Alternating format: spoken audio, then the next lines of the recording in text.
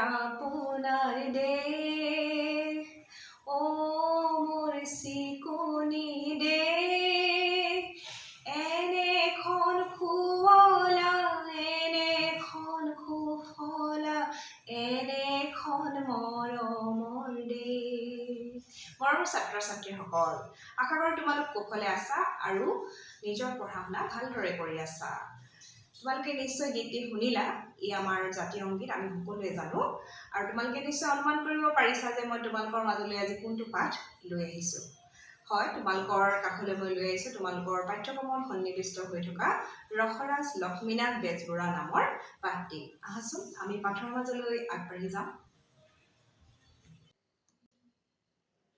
ছাত্ৰ ছাত্ৰীসকল ৰসৰাজ লক্ষ্মীনাথ বেজবৰুৱা আছিল অসমীয়া সাহিত্যত এজন পুৰোধা ব্যক্তি তেওঁ অসমীয়া সাহিত্যৰ ভঁৰাল চহকী কৰি থৈ গৈছে এটি নতুন যুগৰ সূচনা কৰি থৈ গৈছে এই পাঠটিৰ জৰিয়তে তোমালোকক প্ৰকৃততে কিনো জনাব বিচাৰিছে সেই বিষয়ে আমি জানো আহাচোন ভাষা সাহিত্যৰ জৰিয়তে একোটা জাতিৰ গৰিমা প্ৰতিফলিত হয় যি জাতিৰ উন্নত ভাষা শৈলী থাকে সেই জাতিৰহে বিকাশ হোৱাটো সম্ভৱ অসমীয়া ভাষা সাহিত্যৰ সমৃদ্ধিৰ অৰ্থে অবিৰতভাৱে চিন্তা আৰু কাৰ্য কৰা লোকসকলৰ ভিতৰত অন্যতম ব্যক্তি হ'ল লক্ষ্মীনাথ বেজবৰুৱা এই পাঠটোৰ জৰিয়তে বেজবৰুৱাৰ ৰসাল ভাষা শৈলীৰ চানেকি আৰু তেখেতৰ জীৱন সম্পৰ্কে কিছু কথা জানিব পাৰিবা এতিয়া ইয়াত কোৱা হৈছে যে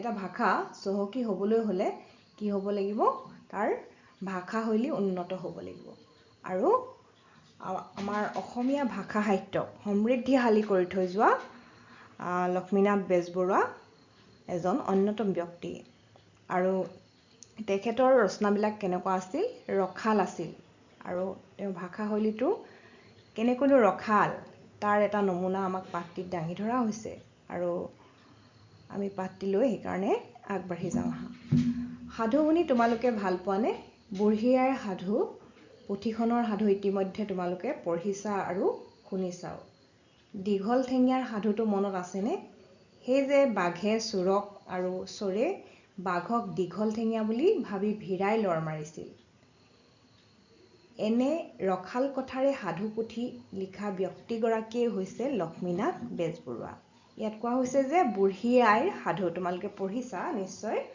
তাত তেজীমলা বান্দৰ আৰু শিয়াল মেকুৰী জীয়েকৰ সাধু এনেধৰণৰ বহু সাধু লক্ষ্মীনাথ বেজবৰুৱাই লিখি থৈ গৈছে অকল সাধুৱেই নহয় তেখেতে নিজৰ জীৱনৰ ঘটনাবোৰো বৰ ৰসালকৈ মোৰ জীৱন শৰণ নামৰ আত্মজীৱনীখনত লিখি থৈ গৈছে যি আত্মজীৱনী মানে আমি আগতে জানি লওঁ যে আত্মজীৱনী হৈছে ব্যক্তিজনে নিজৰ বিষয়ে নিজেই লিখা নিজৰ কথা লিখিলে সেইখন আত্মজীৱনী হয় আৰু আনৰ কথা লিখিলে জীৱনী বুলি কওঁ আমি আৰু মোৰ জীৱন শৰণখন হৈছে লক্ষ্মীনাথ বেজবৰুৱাদেৱৰ আত্মজীৱনী তেখেতৰ আত্মজীৱনীত থকা তেনে এটি ৰসাল ঘটনাৰ একাংশ তোমালোকে পঢ়াচোন ইয়াত আমাৰ একাংশ তুলি দিছে মোৰ জীৱন শৰণৰ পৰা তিৰোতাই আৰু ঘাইকৈ ঘৰৰ বোৱাৰী জীয়ৰীয়ে চিঠি লেখাটো নিজৰ স্বামী হ'লেও সেই সময়ত অকৰণীয় অকাৰ্যৰ ভিতৰুৱা বুলি বিবেচিত হৈছিল ইয়াত লক্ষ্মীনাথ বেজবৰুৱাদেৱে লিখিছে যে তেওঁলোক যিখিনি সময়ৰ আছিল সেই সময়খিনিত তিৰোতাই বা ঘাইকৈ ঘৰৰ বোৱাৰী জীয়ৰীয়ে চিঠি লিখাটো অকৰণীয় কাৰ্য মানে এইটো কৰিব নলগীয়া কাৰ্যৰ ভিতৰুৱা বুলি বিবেচনা কৰা হৈছিল সেই দেখি বৰবৌৱে অতি সংগোপনে তেওঁৰ চিঠি লিখি তাক মোৰ হতুৱাই শুধৰাই চলিব পৰা কৰি মোৰ হতুৱাই অতি গুপুতভাৱে ডাকত দিয়াইছিল এতিয়া বেজবৰুৱাদেৱে কৈছে যে তেখেতৰ বৰবৌৱে কি কৰিছিল অতি সংগোপনে মানে মনে মনে গোপনে এখন চিঠি লিখিছিল আৰু তেওঁৰ হতুৱাই শুধৰাই চলিব পৰা কৰি আৰু তেওঁৰ হতুৱাই গুপুতভাৱে ডাকত দিবলৈ তেওঁকেই পঠিয়াইছিল বুদ্ধিৰ ঢেঁকী থোৰা মই কিন্তু তেওঁৰ প্ৰথমখন চিঠি ডাকত দিওঁতেই লগালো জেঙা আৰু বেজবৰুৱাদেৱে কৈছে যে বুদ্ধিৰ ঢেঁকী থোৰা মানে মই বুদ্ধিত কম বুলি নিজকে কৈছে আৰু তেওঁ যিখন চিঠি বৈকে দিবলৈ পঠিয়াইছিল সেই চিঠিখন ডাকত দিওঁতে জেং লগালো বুলি নিজে কৈছে। চিঠিখন চেলেঙৰ তলত ভৰাই লৈ মই ডাকঘৰ পালোঁ মই, কিন্তু ক'ত চিঠিখন পেলাব লাগে নাজানি ডাকঘৰৰ সন্মুখতে পৰি থকা ভগা পেৰা এটাৰ ভিতৰত দিলোঁ সোমাই। আৰু তেওঁ চিঠিখন ক'ত দিব লাগে নাজানিলে ভগা পেৰা এটাতে সোমোৱাই দিলে। ওচৰতে এটা মানুহ আছিল, সি ক'লে, সেইখন চিঠি ডাকত দিবলৈ আনি তাত সোমাই দিলা কিয়? ইয়াত কোৱা হৈছে যে তেওঁ তাতে এজন লোক আছিল, মানুহ আছিল, আৰু তেওঁ কি বুলি ক'লে যে চিঠিখন তুমি ডাকত দিবলৈ আনিছা আৰু পেৰাটোত কিয় সোমাই দিলা?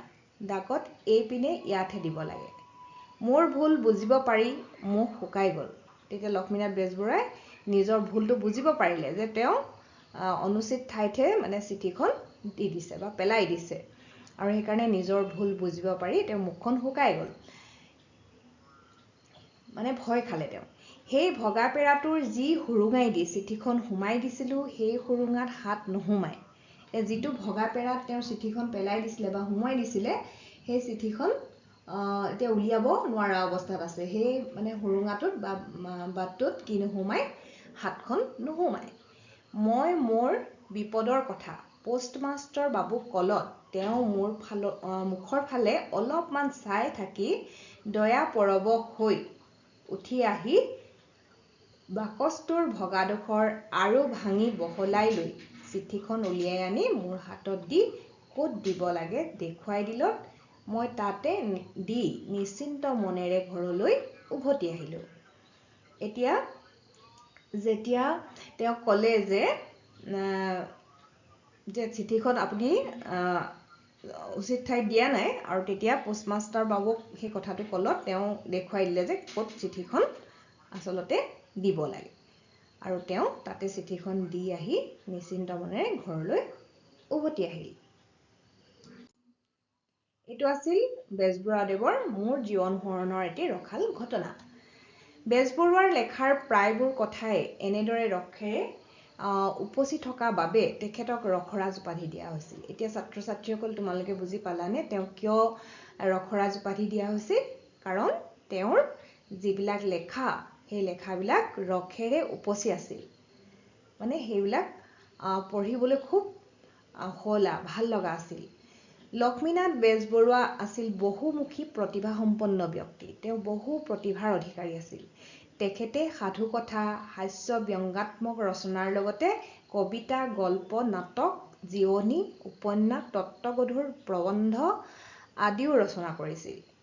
তেওঁ যে কেৱল সাধুকথাই ৰচনা কৰিছিল তেনে নহয়, তেওঁ কি কি ৰচনা কৰিছিল? হাস্য ব্যংগাত্মক ৰচনা, মানে যিবিলাকৰ পৰা আমি হাঁহিৰ খোৰাক পাব পাৰোঁ তেনেধৰণৰ ৰচনাবিলাকক কোৱা হয় হাস্য ব্যংগাত্মক ৰচনা। আৰু তাৰ লগতে কবিতা, গল্প, নাটক, জীৱনী, উপন্যাস আৰু তত্ত্বগধুৰ প্ৰবন্ধও তেওঁ ৰচনা কৰিছিল। অসমীয়া সাহিত্যৰ প্ৰায় সকলো দিশলৈ আগবঢ়োৱা বৰঙণিৰ বাবে তেখেতক সাহিত্যৰথী উপাধিৰে সন্মানিত কৰা হৈছিল। যিহেতু তেওঁ গোটেই সাহিত্যৰ সকলো দিশলৈ বৰঙণি আগবঢ়াই থৈ গ'ল, আৰু সেইকাৰণে তেখেতক কি উপাধি দিয়া হৈছিল? সাহিত্যৰথী।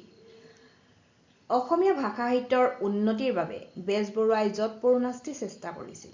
সেই সময়ত কলিকতাত পঢ়ি থকা অসমীয়া ছাত্ৰই অসমীয়া ভাষাৰ উন্নতিৰ বাবে অসমীয়া সাহিত্যচৰা স্থাপন কৰিছিল। সেই সময়ত আমাৰ অসমৰ ছাত্ৰসকল উচ্চ শিক্ষাৰ বাবে কলিকতালৈ গৈছিল, আৰু সেই কলিকতালৈ যোৱা ছাত্ৰসকলে অসমীয়া ভাষাৰ উন্নতিৰ বাবে কাম কৰিছিল, আৰু তেওঁলোকে তাত এটা চৰা স্থাপন কৰিছিল। চৰাটোৰ নাম হৈছে কি? অসমীয়া সাহিত্যচৰা। এই সাহিত্যচৰাই পাছলৈ অসমীয়া ভাষা উন্নতি সাধিনী সভাৰ ৰূপে প্ৰতিষ্ঠা লাভ কৰে। লক্ষ্মীনাথ বেজবৰুৱাইও উচ্চ শিক্ষাৰ বাবে তেতিয়া কলিকতাত পঢ়ি আছিল। অসমীয়া ভাষা উন্নতি সাধিনী সভাৰ মুখপত্ৰস্বৰূপ জোনাকী নামৰ কাকতৰ যোগেদি বেজবৰুৱাই অসমীয়া ভাষা সাহিত্যলৈ অৰিহণা যোগাইছিল। সেই সময়ত প্ৰকাশিত জোনাকী কাকতৰ জৰিয়তে বিশেষকৈ বেজবৰুৱাদেৱে কি কৰিছিল? অসমীয়া সাহিত্যলৈ অৰিহণা বা অৱদান যোগাইছিল। ছাত্ৰ ছাত্ৰীসকল, তোমালোকে জানানে যে বেজবৰুৱা আছিল এগৰাকী গীতিকাৰো। তেখেতে গীতো লিখিছিল। তেখেতৰ অ' মোৰ আপোনাৰ দেশ গীতটি তোমালোকে বিভিন্ন অনুষ্ঠানত পৰিৱেশন কৰা শুনিছা। এনেধৰণৰ জাতীয় চেতনা জাগ্ৰত কৰা আন কবিতাও বেজবৰুৱাই লিখিছিল। এতিয়া আমি জানোৱেই তোমালোকে সদায় বিদ্যালয়ত গায়ে থকা অ' মোৰ আপোনাৰ দেশ গীতটি। আৰু এনেধৰণৰ জাতীয় চেতনা আমাৰ মনত জাতীয় চেতনা জাগ্ৰত কৰিব পৰা আনটি কবিতা তেখেতে লিখিছিল, যিটো গীতৰ মাধ্যমতো গোৱা হয়। তেনে এটি কবিতা হ'ল অসম সংগীত। কবিতাটিৰ এটা অংশ গাওঁ আহাচোন।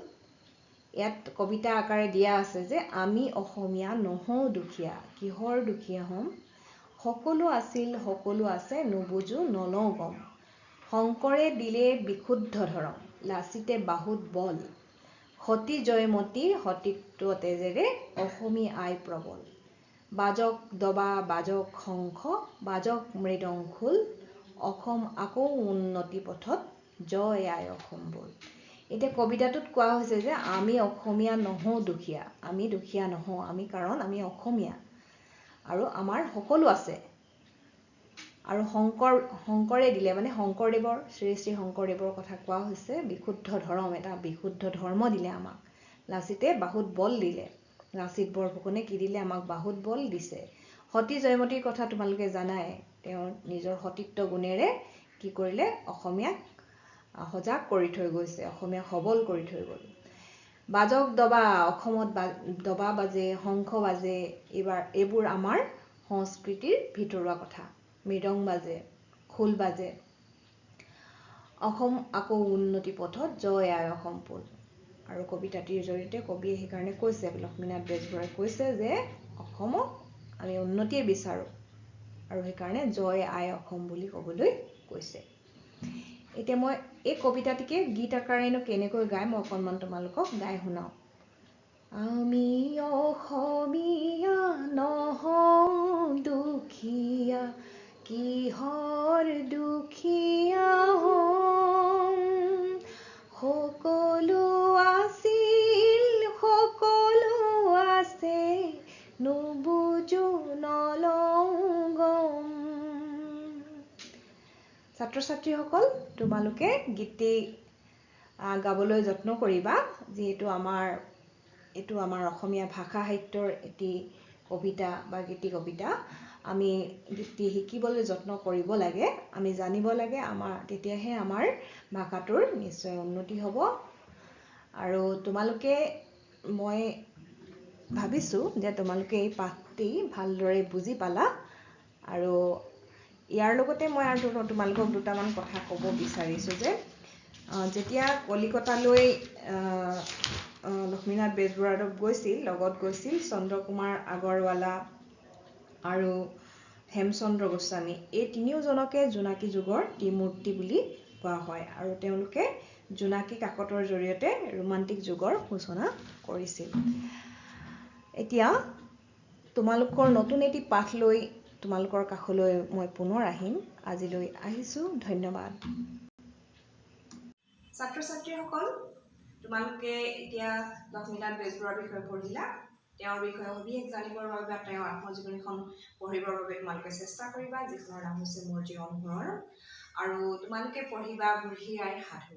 এই আশা কৰি আজিলৈ আহিছোঁ, ধন্যবাদ।